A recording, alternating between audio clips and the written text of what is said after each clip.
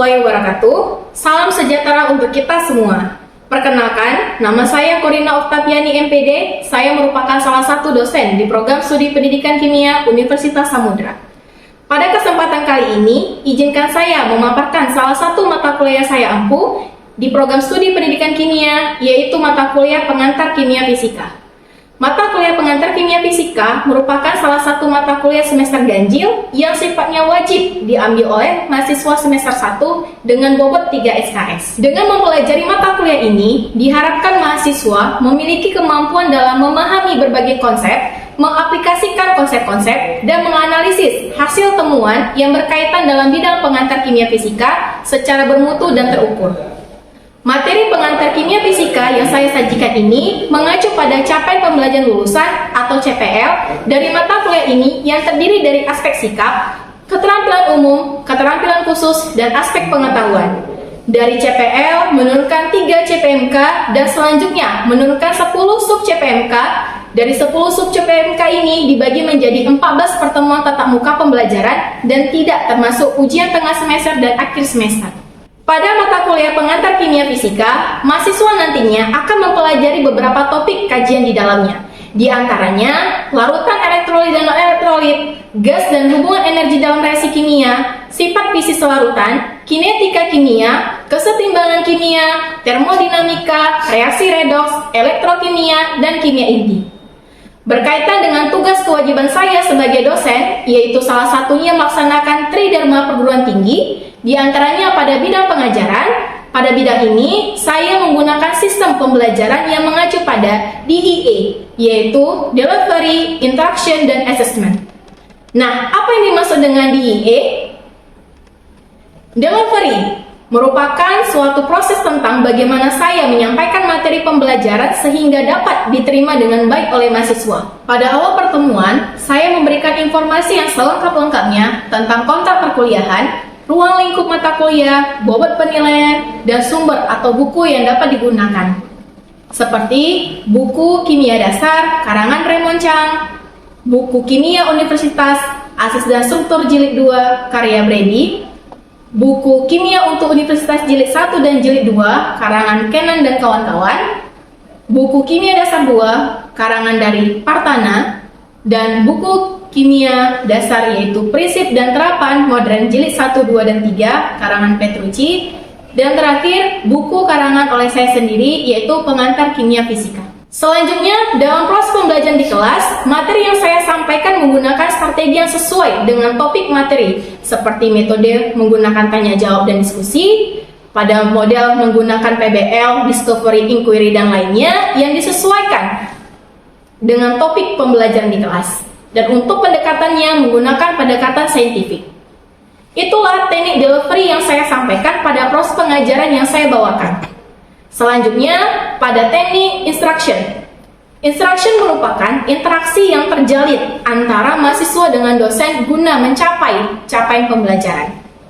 Interaksi yang saya gunakan dalam pembelajaran yaitu hybrid learning, di mana bisa bertatap muka secara langsung seperti pembelajaran interaktif, small group discussion atau dikenal dengan istilah diskusi, dan self-directed learning, maupun menggunakan sosial media seperti Zoom, Google Meet, dan WhatsApp Group. Tujuannya untuk mempermudah mahasiswa dengan dosen berinteraksi dalam proses pembelajaran. Nah, selanjutnya untuk teknik assessment. Assessment merupakan proses penilaian untuk mengukur kemampuan mahasiswa secara objektif di dalam perkuliahan. Tujuannya dari hasil assessment ini yang saya lakukan diharapkan mahasiswa mengetahui proses penilaian yang saya lakukan secara transparan dan objektif. Pada awal pertemuan pertama perkuliahan, saya memberitahukan kepada mahasiswa terkait dengan bobot penilaian, rewards, dan punishment. Pada bobot penilaian, indikator yang saya gunakan terdiri dari beberapa bagian, yaitu diantaranya kehadiran etika dan keaktifan bobotnya 10%, kuis 10%, tugas 15%, UTS 30%, dan UAS 35%. Untuk reward, saya berikan berupa nilai plus bagi mahasiswa yang aktif dalam pembelajaran dan latihan soal. Sedangkan untuk punishment, diberlakukan pengurangan nilai setiap keterlambatan pengumpulan tugas. Hal ini saya terapkan agar mahasiswa tetap disiplin dalam mengikuti perkuliahan. Baiklah, Itulah penjelasan teknik DIE yang saya terapkan dalam mata kuliah saya. Selanjutnya, saya akan menampilkan proses pembelajaran yang saya lakukan di kelas dengan micro teaching secara luring pada mata kuliah pengantar kimia fisika. Pada kali ini, materi yang akan dibawakan mengenai sifat fisik larutan dengan menggunakan model problem-based learning, metode diskusi dan tanya jawab dengan pendekatan saintifik. Sekian video deskripsi mata kuliah ini. Selamat menyaksikan. Terima kasih. Assalamualaikum warahmatullahi wabarakatuh.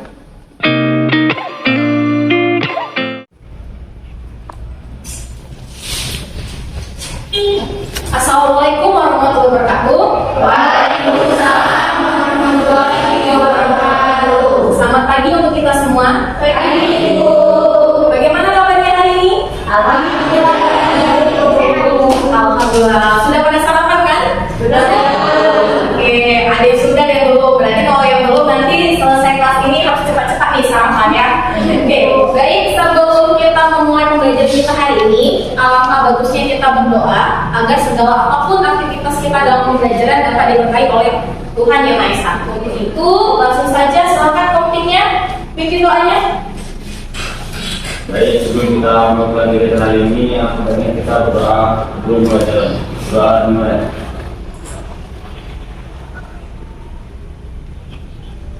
Doa selesai.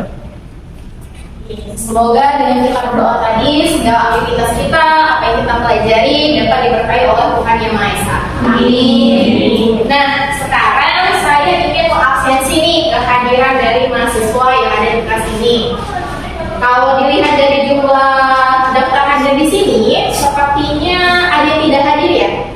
Ada, Bu. Ada. Siapa yang tidak hadir? Milawati, Bu. Milawati. Kemana keterangannya? Izin ya? Oke, izin ya. Ada kegiatan berarti ya. Baik, terima kasih. Berarti yang lainnya sudah hadir semua ya? Nah, jadi karena sudah hadir semua, saya ingin menentukan dulu bahan kita hari ini. Apakah sudah nampak semua? Baik, jadi minggu lalu kita kan sudah mempelajari terkait dengan materi kita di mata kuliah kita, yaitu mata kuliah pengantar kimia fisika ya. Jadi ini lanjutan dari materi minggu lalu, masih terkait dengan materi sifat fisik dari suatu larutan. Nah, kalau saya ajukan pertanyaan nih, kira-kira minggu lalu topik apa spesifik yang kita pelajari? Ya, silakan. Siapa yang memberikan argumennya? Boleh. Ya, silakan. Tentang sifat suatu zat yang berkaitan dengan suhu dan kelarutan. Oke, tentang suhu dan kelarutan ya bagus. Ada lagi yang lain? Ya, silakan. Tekanan dan kelarutan gas. Tentang tekanan dan kelarutan gas. Nah, karena sudah mempelajari tersebut, kita punya gambar nih, ya kan? Gambar di layar depan ya. Dari gambar ini, ya, siapa yang dapat memberikan simpulan atau pengamatannya dari gambar yang ada di slide? Silakan. Saya, Bu. Ya, silakan. Gambar 2, Bu, lebih cepat larut, baru disusul gambar 1 dan 3. Karena dia dipengaruhi oleh suhu. Oke, karena dipengaruhi oleh suhu ya. Jadi karena di sini kita Jadi di sini ada gambar, ya, ada gambar 3. Kondisinya di sini ada zat yang mau dilarutkan ya, dengan kondisi yang 180 derajat Celcius suhunya sampai nanti 50 derajat Celcius. Jadi dibeda-bedakan. Jadi tadi kata pendapat temannya bahwa yang lebih duluan cepat larut itu adalah yang gambar kedua, karena di sini suhunya lebih besar. Dan itu sudah kita pelajari kan di minggu lalu bahwa semakin tingginya suhu maka akan semakin mudah suatu zat itu larut. Oke, selanjutnya, nah saya punya gambar juga nih tentang tekanan dan kelarutan gas. Dari gambar ini, oke, apa yang bisa dapat disimpulkan? Silakan. Oke, silakan. Gambar 2 lebih banyak terlarut molekul gas, Bu. Ya. Karena jumlah tekanan yang diberikan lebih banyak dibandingkan gambar 1. Karena di sini adanya pemberian tekanan yang besar ya. Tentunya di sini ya.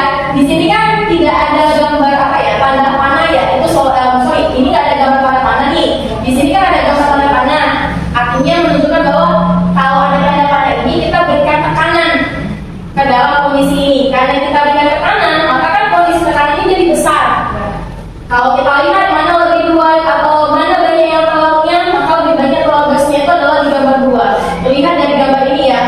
banyaknya gas-gas yang terlarut ya. Jadi ini kesimpulannya. Tahu kan maknanya kan? Jadi gas molekul yang gambar 1 itu dia larut tetapi hanya sedikit dibandingkan dengan gambar yang kedua. Karena di sini kita sudah berikan tekanan. Nah, oke, kita lanjutkan. Nah, ini ada gambar juga. Dari kedua gambar ini, pertanyaannya adalah apa yang dapat disimpulkan dari proses gambar 1 atau gambar A dengan gambar B? Ada yang ingin mengajukan pertanyaan, mengajukan jawabannya? Ya, silakan. Menurut pendapat saya, yang gambar A yang berisi air itu lebih cepat mendidih daripada yang gambar B, karena dia ada kayak unsur lain selain air di dalam minyak gitu. Jadi ada mie, jadi lebih lama prosesnya. Lebih lama. Jadi tadi kan pertamanya ditanya dari proses masak, yang lebih duluan cepat memasak itu adalah hanya air saja dibandingkan air dengan mie, seperti itu ya. Ada pendapat yang lain? Oke, tidak ada ya. Nah, oke, kita simpan ya tadi jawaban temennya ya. Kita lihat nih gambar ini. Ini adalah gambar apa nih? Pemandangan? Bukan ya? Ini adalah suatu gambar ya, gambar laut mati ya. Di mana laut mati ini letaknya di luar negeri ya. Nanti kita kesana kalau juga ya. Oke, dari gambar ini pertanyaannya adalah apa atau mengapa orang tidak dapat tenggelam ketika berada di laut ini? Oke, ada yang pegang? Oke, silakan. Menurut pendapat saya kan bukan mengapa orang tidak tenggelam di laut mati, karena kan namanya aja laut mati, pasti orang tidak tenggelam dong di dalam situ. Oke, jadi logikanya karena laut mati berarti tenggelam gitu ya. Oke, soalnya biasa kan. Menurut pendapat saya, kenapa manusia atau orang itu tidak tenggelam di laut mati, kemungkinan di dalam laut mati itu ada sesuatu gitu sehingga terkadang manusia itu nggak masuk ke dalam air. Oke, ada sesuatu jadi tidak masuk manusia ke dalamnya. Jadi kan ngapung aja ya, ngapungnya nggak tadi berenang. Nah, itulah atau yang tadi ini berkaitan dengan materi kita hari ini yang kita pelajari. Jadi nanti jawaban tadi benar atau salah itu akan terjawab setelah kita mempelajari topik ini. Yaitu tentang apa? Tentang yang namanya sifat fisik lautan. Yang khusus kita bahas itu adalah sifat koligatif lautan. Ya, jadi sub CPMK-nya yaitu menganalisis sifat fisik lautan berdasarkan data yang diperoleh. Untuk indikatornya itu diharapkan mahasiswa mampu menganalisis fenomena yang berkaitan dengan sifat fisik lautan, dan yang kedua mampu menyimpulkan hasil temuan data terhadap sifat fisik lautan. Jadi nanti dari data-data yang kita amati di sekeliling kita bisa menyimpulkan, oh ini yang termasuk dari sifat fisik lautan yang ini. Jadi diharapkan kalian setelah mempelajari ini bisa menyimpulkan tersebut. Tujuannya ya tadi melalui kegiatan pembelajaran ini dengan penerapan model problem based learning, arti kata model berbasis masalah, gitu kan? Kalian diharapkan nantinya mampu menganalisis fenomena serta menyimpulkan hasil temuan yang kalian peroleh dari data yang berkaitan dengan sifat fisik lautan. Jadi pokok pembahasan kita hari ini itu mengenai tentang sifat fisik lautan, khususnya di sifat koligatif lautan. Nah, ini tadi ya, tadi kata temannya ada dua nih argumennya. Yang satu dibilang namanya juga laut mati, ya pasti nggak tenggelam lah bu, gitu. Yang satu lagi tadi temannya bilang, bu karena di dalamnya ada komponen sesuatu bu, jadi dia tidak mampu mendorong tekanan manusia atau orang ke dalam bu, jadi orangnya ya nggak tenggelam bu, gitu ya. Jadi untuk mengetahui kebenaran jawaban ini yang akan kita bahas untuk hari ini. Jadi silahkan kalian membentuk kelompok berdasarkan yang sudah saya tentukan minggu lalu untuk kita diskusikan sama-sama mengenai tentang materi yang berkaitan hari ini. Oke, silakan. Semua memastikan dirinya berada pada kelompok yang sesuai. Sudah bu? Sudah. Oke. Untuk kelompok 1 yang mana nih? Ini bu. Oke. Kelompok 2? Oke. Kelompok 3 yang ini ya.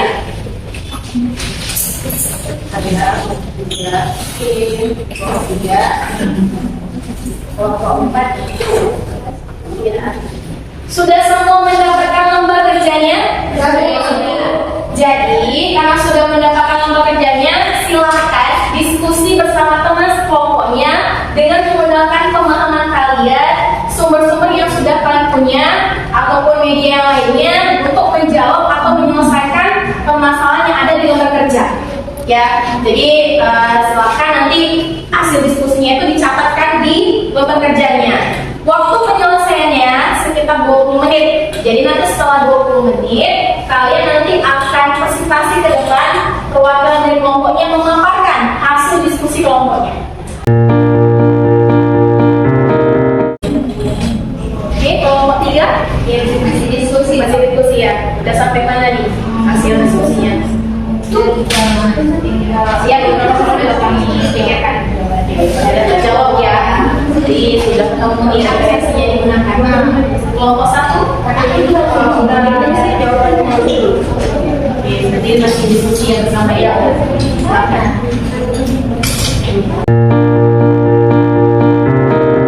Baik, waktu sudah selesai untuk diskusinya. Ini seperti yang sudah saya infokan tadi di awal, kita sesi presentasi ini untuk kalian masing-masing kelompok memaparkan hasil diskusinya. Untuk yang pertama kali boleh kita persilakan ke kelompok 1. Silakan kelompok 1 bersama dengan teman-temannya menyampaikan hasil diskusinya. Untuk kelompok yang belum maju atau kelompok yang menanggapi, silakan simak penjelasan dari diskusi teman-temannya. Silakan. Assalamualaikum warahmatullahi wabarakatuh.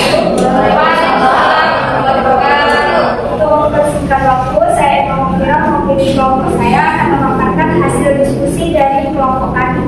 Jadi pertanyaan yang pertama, jelaskan mengapa kita tidak tenggelam ketika berenang di Laut Mati.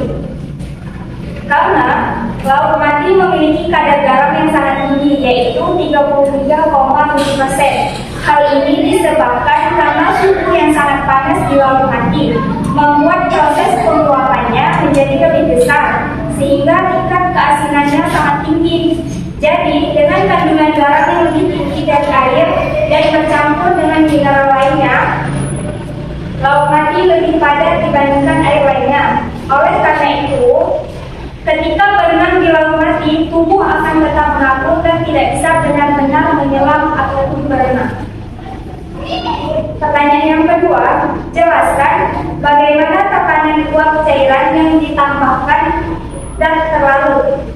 Jadi apabila tekanan zat cair tersebut dilarutkan oleh zat terlarut yang tidak menguap, maka partikel-partikel zat terlarut ini akan mengurangi penguapan molekul-molekul zat cair. Laut Mati adalah contoh dari terjadinya penurunan tekanan uap terlarut oleh zat terlarut yang tidak mudah menguap. Adanya zat terlarut yang sukar menguap akan menyebabkan tekanan uap pelarut menurun, karena adanya molekul-molekul pelarut akan mengurangi kemampuan molekul-molekul pelarut untuk menguap. Sekian jawaban dari kami. Apabila teman-teman ada yang kurang paham atau ingin bertanya, kami persilakan. Oke, silakan. Ada yang ditanyakan kelompok 1 jika memang masih bingung atau perlu penjelasan yang lebih mendalam. Kelompok 1 membahasnya terkait dengan penurunan tekanan uap. Jadi tadi fenomena yang mereka kaji itu mengenai tentang Laut Mati dan bagaimana pengaruh konsentrasi itu terhadap kondisi pada tekanan uap. Oke, ada? Kalau tidak ada, mari kita beri apresiasi. Kalau tidak ada, berarti kelompok 1 telah sukses memberikan pemahaman sejelas-jelasnya kepada teman-teman ya, karena terbukti tidak ada yang bertanya nih. Oke, silakan kelompok 1, terima kasih banyak. Sekian pemaparan dari kelompok kami akhiri. Assalamualaikum warahmatullahi wabarakatuh. Waalaikumsalam warahmatullahi wabarakatuh. Kalian sudah berdiskusi bersama teman kelompoknya, sudah memaparkan hasil diskusinya, juga sudah ditanggapi sama teman-temannya. Maka kita akan bahas secara lengkap mengenai pembahasan kita hari ini, yaitu mengenai tentang sifat koligatif lautan. Sifat koligatif lautan adalah sifat isi lautan yang tidak bergantung pada jenis zatnya. Jadi siapapun jenisnya dia tidak tergantung berdasarkan itu. Tetapi apa? Tetapi dia bergantung pada jumlahnya. Jadi berapa banyak, sedikit atau banyak, itu yang mempengaruhi kondisinya di sifat koligatif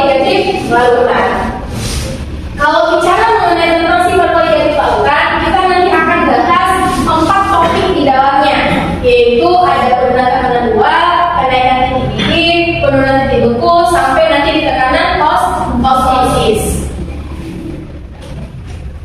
Oke, ini adalah diagram PT.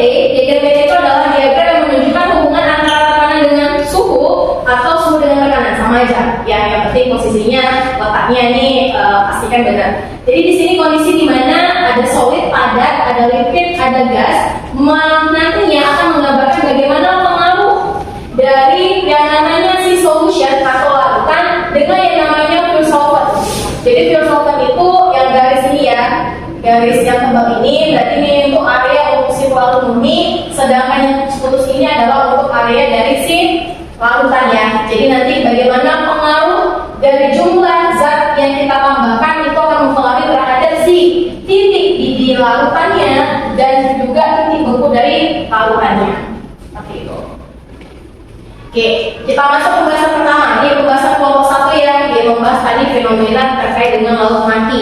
Ya, jadi penurunan tekanan uap itu membahas terkait tentang kondisi di mana tekanan uap laut akan turun karena adanya zat laut. Dari sini kita bisa lihat ya, kondisi di mana kalau pure solvent itu berarti laut murni, tidak ada zat lainnya. Sedangkan solution ini berarti adanya zat laut. Karena kita tahu ya, solution atau larutan itu kan campuran antara pelarut dengan zat pelarut. Berarti sudah ada komponen lebih dari satu. Makanya ketika nanti kita panaskan, maka yang satu komponen ini atau kelompok ini akan lebih mudah menguap karena tidak ada halangan partikelnya. Sedangkan untuk di solution, karena sudah ada zat larut, maka si pelarut ini akan sulit untuk menguap dibandingkan yang pure solvent. Makanya di sini kita bisa lihat ya, diilustrasikan ya, hanya beberapa. Karena yang lain itu masih terhalang berinteraksi dengan si zat larut tadi atau di dalam si larutan tadi ya. Ya, sampai sini paham? Paham ya. Jadi bisa kita simpulkan bahwa semakin banyak zat larut di dalam suatu larutan, maka akan membuat tekanan uapnya itu menjadi lebih kecil. Karena dia akan sulit ya untuk dia menguap seperti itu. Nah, ini ada suatu video ilustrasi yang menggambarkan bahwa benar adanya si tekanan uap ini. Jadi ini sama-sama nih kita lihat videonya. Oke, jadi ini ada si fenomena tekanan uap untuk membuktikan bahwa benar ada tekanan uap itu. Terdengar ya suaranya ya? Ya, jadi tadi ada wadah yang berisi air di dalamnya, yang ini ditutup. Nah, lalu wadah itu ditutup dengan penutup botol ya, penutup wadahnya itu sendiri, dan sudah dipastikan rapat tertutupnya.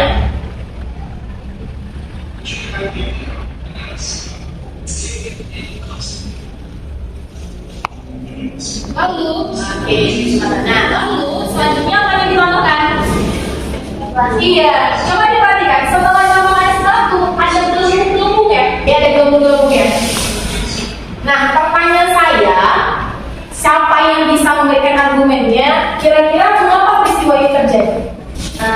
Menurut pendapat saya Bu, kenapa ada gelembung-gelembung di dalam wadah itu karena tutupan tadi wadahnya ditutup rapat, tetapi di atasnya diberikan es batu sehingga ada pendangkalan uap yang ke bawah. Oke, ada penekanan uap. Ada yang lain? Nggak ada? Cukup? Oke. Jadi kalau misalnya ditanya mengapa hal itu demikian, disinilah terbukti bahwa tekanan uap itu ada. Gimana cara prosesnya? Jadi ketika si wadah yang berisi air tadi kemudian ditutup, di atasnya itu diletakkan es, maka uap air yang ada di permukaan ini itu dia akan mengembun, ya. Karena dia mengembun, artinya tekanan uapnya jadi kurang. Karena tekanan uapnya jadi kurang, supaya dia mencapai keseimbangan lagi, maka air itu memberikan uap dengan kondisi itu tadi. Itulah ditandai dengan tadi. Nah, di sini kan terbukti benar ya bahwa ada uap dan adanya tekanan itu tadi. Paham ya sampai sini ya? Oke, gampang ya cukup penjelasannya tadi ya. Oke, terima kasih ya untuk teman-teman yang tadi sudah memberikan pendapatnya. Nih, kita lanjutkan ke aplikasi penurunan tekanan uap. Tadi yang sudah dibahas sama kelompok 1 ya. Tadi kelompok 1 membahas tentang bagaimana atau mengapa orang tidak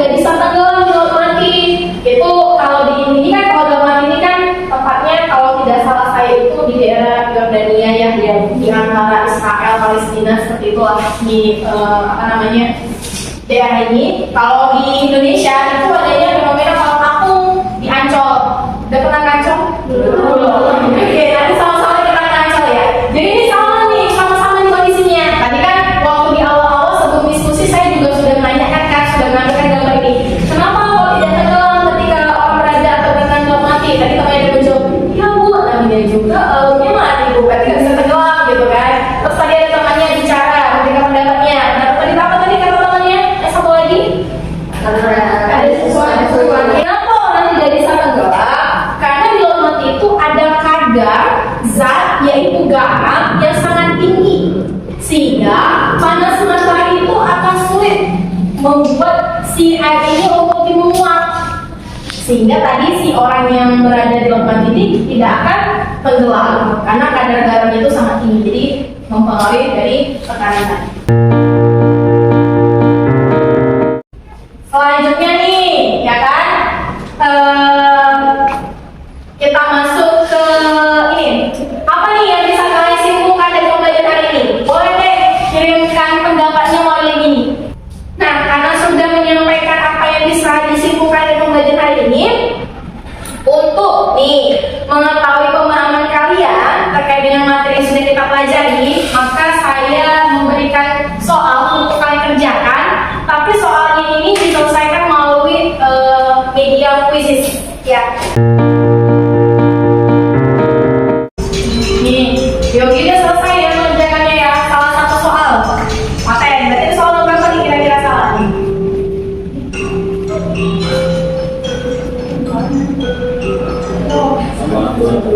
Nomor 7 ya? Irma baru mulai mengerjakan ya? Ada Yara, salah 2. Yara salah di mana ya? Di nomor 1 dan 9. 1 dan 9. Hamidah nih yang paling bawah nih Hamidah. Hamidah kenapa dia paling salah dengan Hamidah? Kau banyak kali nih salahnya Hamidah. Di mana salahnya? Nomor 2, nomor 3 yang diagram. Oh, nomor 3 yang diagram ya. Berarti kurang teliti baca diagramnya ya? Ya bu. Tidak apa-apa, nanti baca lagi. Untuk yang lainnya yang masih belum sempurna boleh nanti ditingkatkan lagi pemahamannya ya. Oke. Jadi setelah kalian sudah menyelesaikan soal evaluasi tadi melalui quiz ini, berarti sudah cukup sekian lah pembelajaran kita hari ini ya. Terima kasih banyak. Jangan lupa minggu depan kita mempelajari topik lanjutannya, yaitu topik tentang apa? Masih ingat? Di awal saya sudah kasih kontrak, masih ingat? Tidak. Yaitu untuk topik berikutnya kita mempelajari tentang yang namanya kesetimbangan. Oke, masih ingat ya kesetimbangan. Sekian dari saya hari ini, kurang dan lebihnya saya mohon maaf. Semoga apa yang kita pelajari tadi membawa berkah untuk kita semua. Amin. Sampai jumpa lagi. Saya akhiri. Assalamualaikum warahmatullahi wabarakatuh. Selamat siang semuanya. Waalaikumsalam warahmatullahi wabarakatuh. Siap ya bu. Baiklah, begitulah proses pengajaran terkait salah satu mata kuliah yang saya ampuh, yaitu sifat fisik kelarutan yang dilaksanakan secara tatap muka di kelas. Semoga dapat bermanfaat. Terima kasih. Assalamualaikum warahmatullahi wabarakatuh.